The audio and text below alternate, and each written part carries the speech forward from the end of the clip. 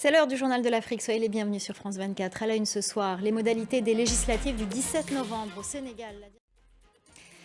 Les législatives au Sénégal, elles seront organisées dans un délai record de 2 mois. La Direction générale des élections a publié le calendrier électoral ce mercredi.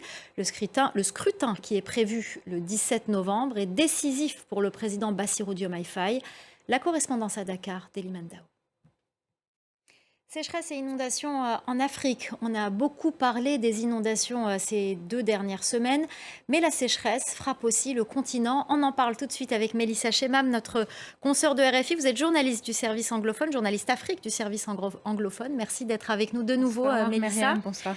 Alors, tout d'abord, quelles en sont les conséquences de cette sécheresse et de ces inondations et où exactement ce fléau frappe-t-il?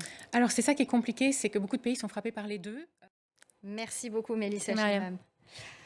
En Guinée, le colonel Claudie Pivy a été officiellement ramené à la prison centrale de Conakry après son arrestation mardi soir au Libéria. L'information a été confirmée par le ministère de la Justice.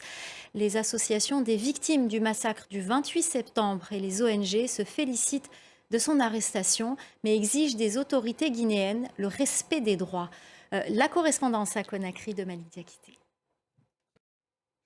La campagne présidentielle en Tunisie, elle se déroule dans un climat particulièrement tendu. Hier, un des candidats, Aïchi Zemel, a été condamné à 20 mois de prison pour falsification de parrainage.